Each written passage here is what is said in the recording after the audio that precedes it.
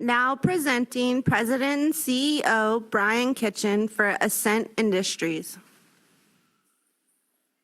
So you guys have probably all had a long day by now. So what we're going to try and do is keep this PowerPoint light and hopefully conversation rich. So we're going to buzz through some slides to provide you with a little bit of context about who we are, where we're going, but then make sure that we reserve some time on the back end for questions.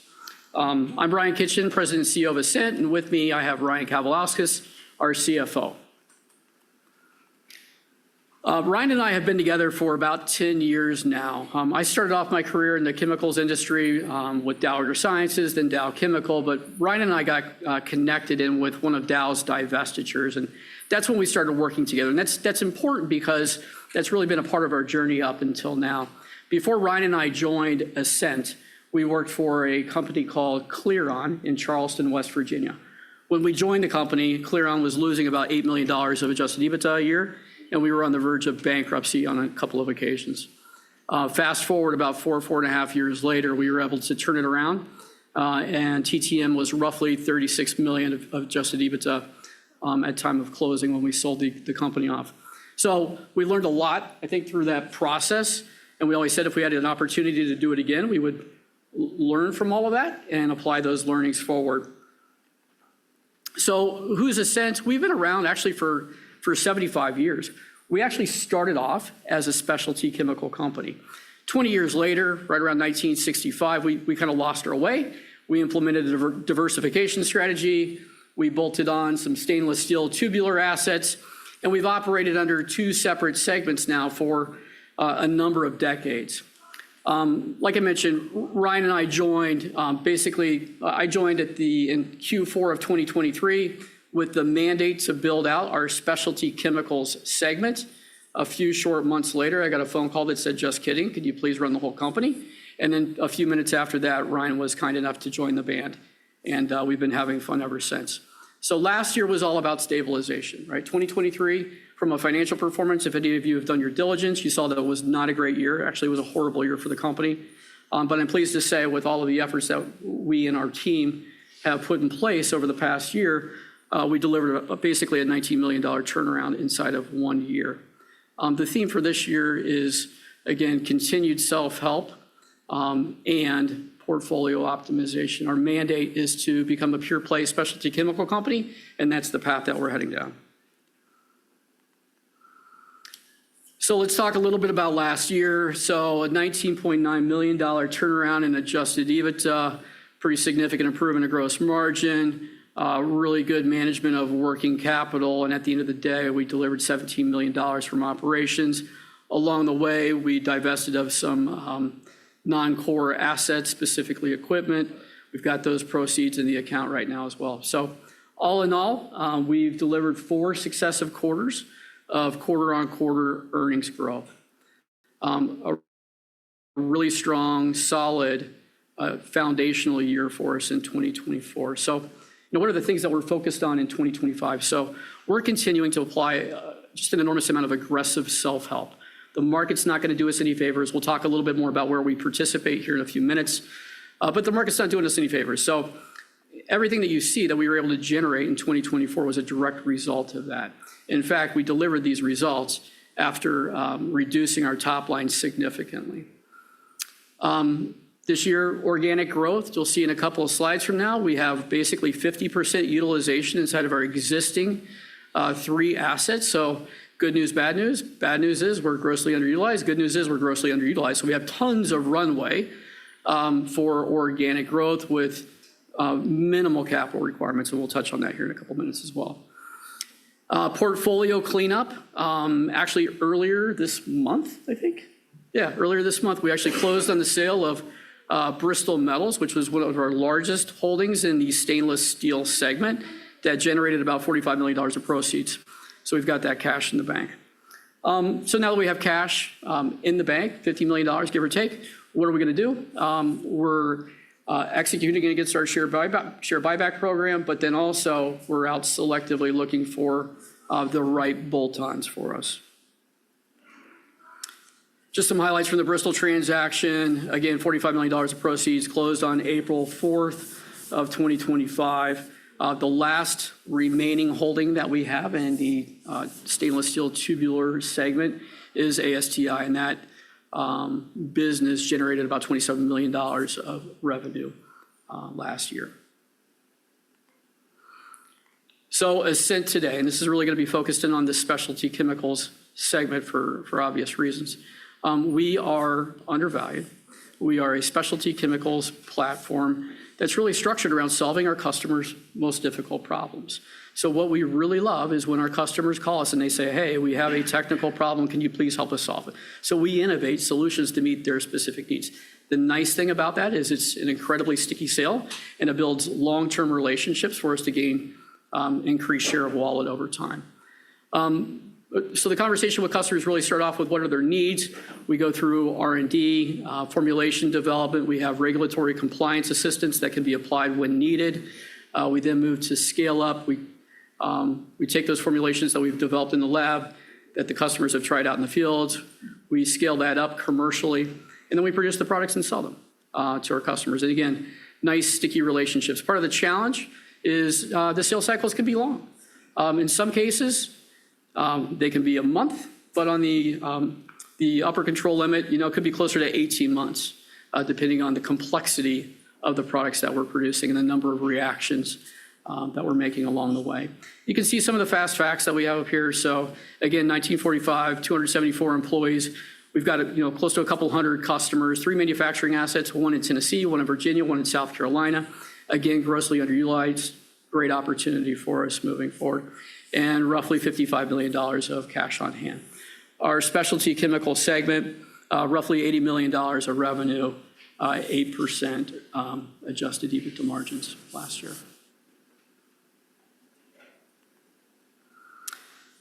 So what we've been focused on is filling our plants with higher margin business that is more predictable and more reliable. So a little bit of context behind that.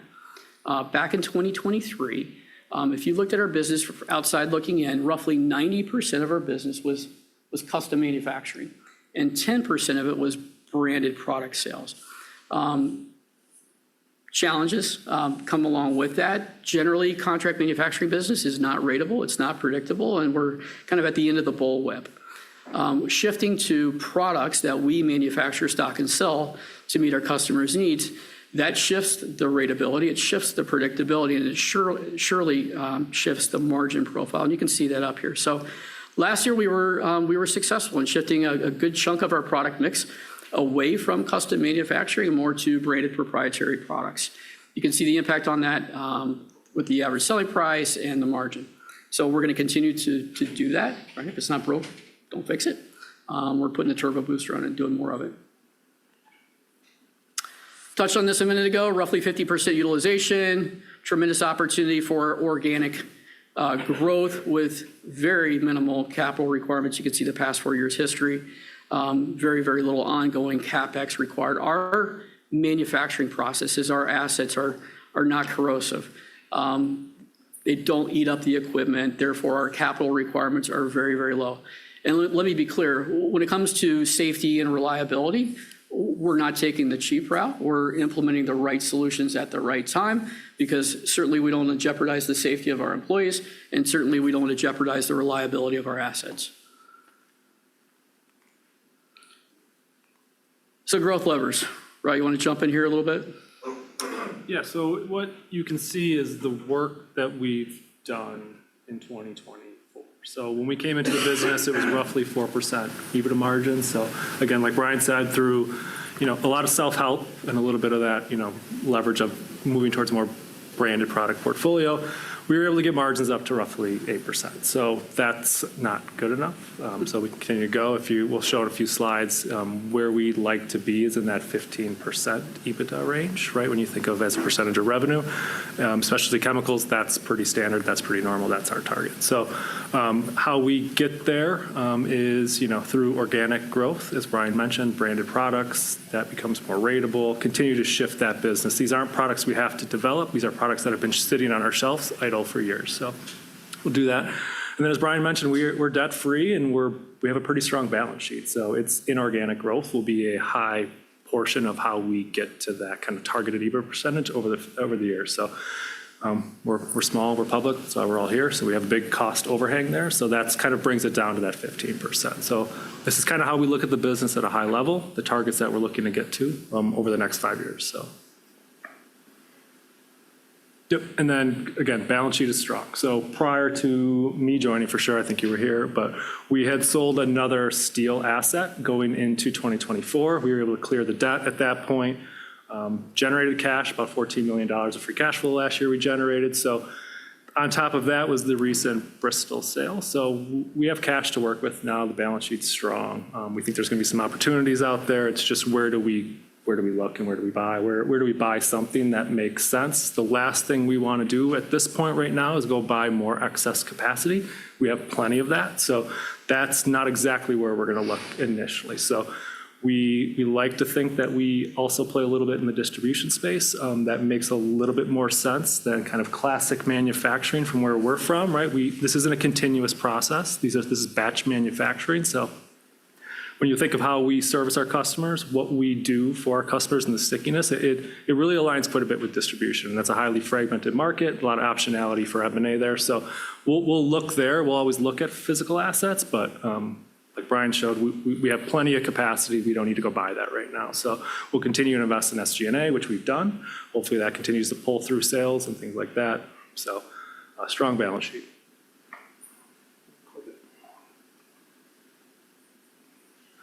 Want to read this one? Yeah, look, why invest in Ascent? We've got a really strong team. Like I mentioned when we started, Ryan and I have been working together for a number of years. We have that level of trust. We know how to work with one another and accelerate results. And it's not just the two of us. We've brought in a whole team of really competent, really capable individuals that have delivered some pretty incredible results in a very, very short period of time. Like Ryan said, we're really just getting started. We're thinly traded, we're undercovered. It's been good to see in Q1, trading volume has ticked up a little bit, but it's still cute. We can do a lot better. But we're primed and we're ready for growth. So I told you we were going to keep it PowerPoint light. Questions? Yeah. As far as your specialty chemical products that you mentioned currently on the shelf on the proprietary side, can you give a couple of examples to understand as far as competitive landscape within the products and addressable market? Yeah, so it's interesting. Is it here? Nope. So it's interesting. So when you look at our current asset base, we have a total addressable market of about $9.2 billion. It's a really big number. When you look at where we're actually participating, it's actually in a sliver of really interesting market segments, but we do not have broad participation today. So roughly 30% of that $9.2 billion is HI&I. Another 30-ish% is personal care. Another 20% is oil and gas. And then you have paints and coatings and then the tail from there. So a diverse set of markets that we participate in. From a technical standpoint, the products, they're all different for different applications. Just an example is in oil and gas, we manufacture corrosion inhibitors to improve flowability. We've seen some really good success. So one of our first hires actually early last year was a technical sales representative for the oil and gas segment. In 2023, we basically had 0 sales in 2023.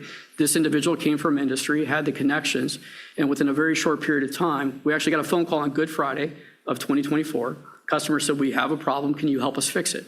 We said, "Sure." Within 3 or 4 days, we had 3 different formulations developed, sent to them. Within a week from that period of time, they had tested it in the lab, and then within a month from that, they had it tested out in the field, and then we were awarded $5 to $6 million of net new business that we've never had before because we solved our customer's most difficult problem.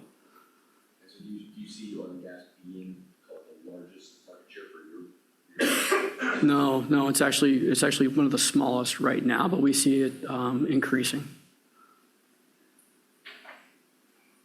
Yeah, and I'll just add, it was an interesting problem we had when we came to this company was the broad market participation, right? And normally it's good, you're kind of You cover yourself from a cyclicality perspective. You're broadly covered across markets. In this business model, it's hard to participate if you're not deep into an industry. If you don't have strong technical knowledge. So what we've done is we've started to focus that lens a little bit more. We have broad capabilities. We could participate in a broad array of markets, but where we like to focus on, where we're focused on right now is pulp and paper is a big part of our business, water treatment, oil and gas, HI&I. and then a little bit of cable. You already reiterated apologies. Why have these products been sitting on the shelf? Why hasn't it been focused, especially given your excess capacity? Yeah, it's a good question. So the business model up to 2023 was to be a contract manufacturer. So that business model was when the phone rang, we answered, and we tried to help the customer. Meanwhile, at the back cave, we had a war chest of products that were sitting up on a shelf that we were not actively out marketing. Why that was, I can't answer. That was just a decision that was taken at that point in time. But the cool thing is when we rolled into Ascent and we saw all of the products and the IP that we had sitting there on the shelf, it's a tremendous opportunity for us, just a tremendous opportunity. So that's why you've seen the shift from being a 90% custom manufacturing house, 10% proprietary products, to roughly 75-25 inside of a year. Roughly, what is the vintage of the development of these products? Is it patented?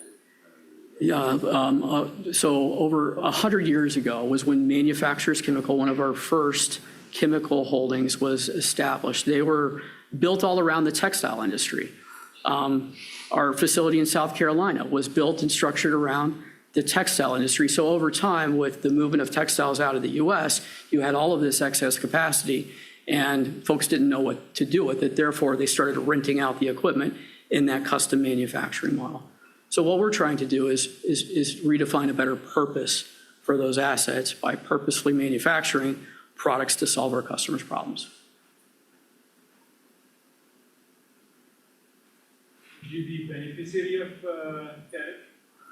Yes. So two things. Number one, Sebastian, I think you asked this question last week. So from a tariff standpoint, roughly 95% of our top line of our revenue is protected with domestically supplied raw materials. So we've got that box checked.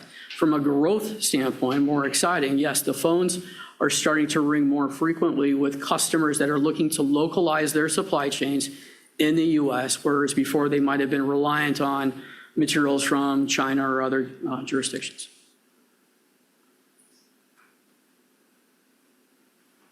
Can you maybe provide some more color about the rationale of potentially acquiring a distribution company in the chemical industry?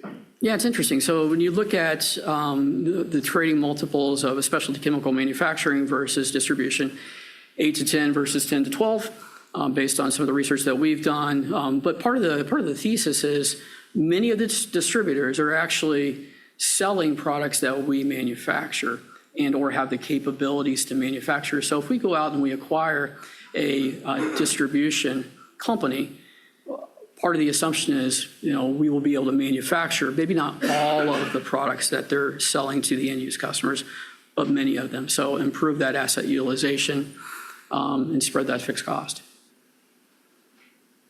Thanks. Yep. What's the biggest hurdle to launching your own products? Is it just a lack of salespeople? Is it maybe not very high population? What are the biggest barriers? Yeah, I mean, the biggest hurdle up front was certainly the lack of salespeople. So we've completely reimagined the sales organization. We have an entirely new sales organization in place, both traditional sales as well as technical sales. So the technical sales folks come right alongside the customer to understand their technical challenges. They can help define what the right solutions are to meet their needs. And then we have an R&D staff at one of our facilities too that do all of the bench work to prove that out. Yeah, the only thing I'd add to that is it's just a more technical sale, right? So, where we came from, we sold bleach. Right. Effectively, right? That's a pretty commoditized product. You know your end markets, you know your customers. It's really a game of just share trading, right? In this industry, it's much more specialty. These are highly technical solutions. You're working alongside your customers that here's my problem today. How do I solve it? Can you help me solve it? Or can you help me solve it cheaper? So it takes that technical bent, which we just didn't have before, right? We largely had, an inside sales model where when the phone rang, like Brian said, we'd pick it up. We tried to manage the relationships we had, and we just really were focused on capacity. So here it's going to take a little bit more technical resources. That's why we also we lean a little bit towards this distribution, because generally they have a stickier, deeper market presence, especially if you're in a regional or niche space. It allows us to kind of accelerate that process quite a bit more. So.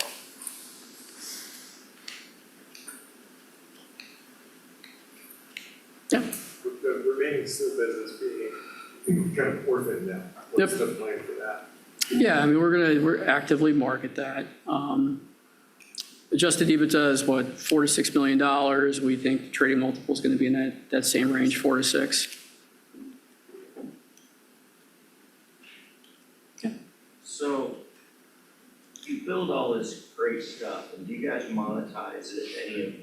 Any extra money from, say, maintenance contracts or subscriptions? What happens once you deliver all this stuff? Do they just say thanks, goodbye?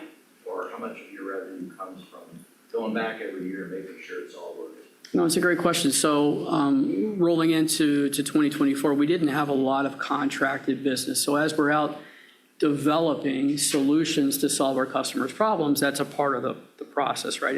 It's actually locking that business in, and we've been very successful at that.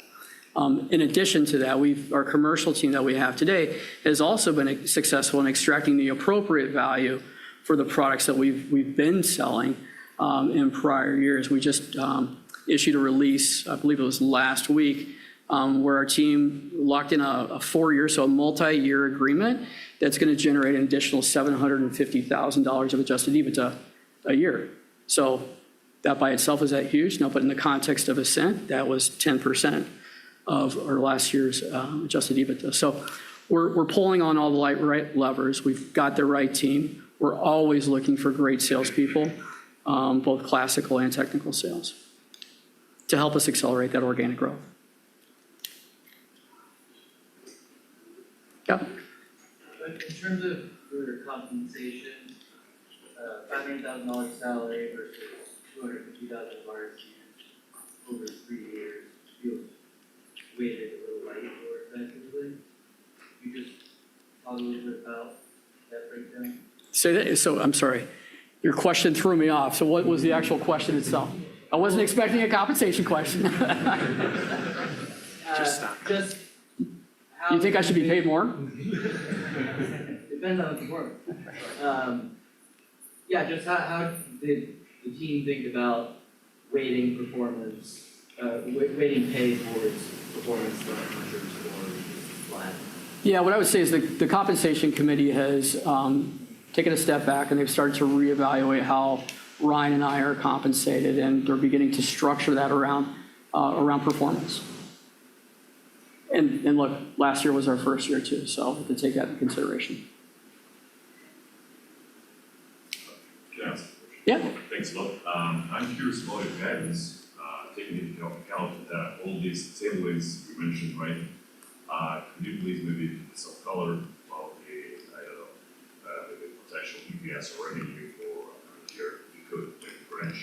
Yeah, so maybe not for next year, but going back to the slide that we looked at a couple of minutes ago, Ryan, I think you provided a little bit of color on this. Again, with our base sales revenue today of roughly $80 million inside of our existing asset base, we fully believe that we can get to $120-ish million inside of that existing asset base by 2030.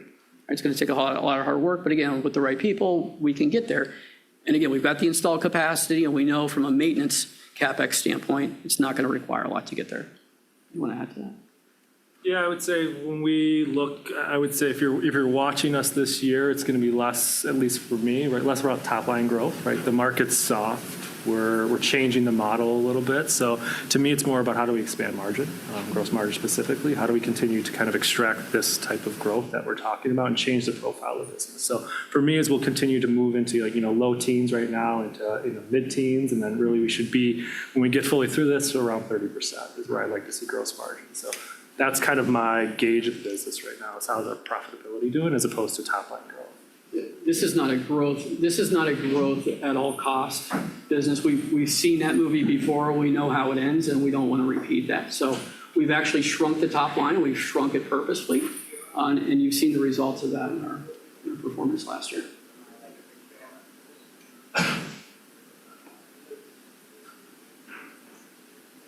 Okay, I think we're out of time.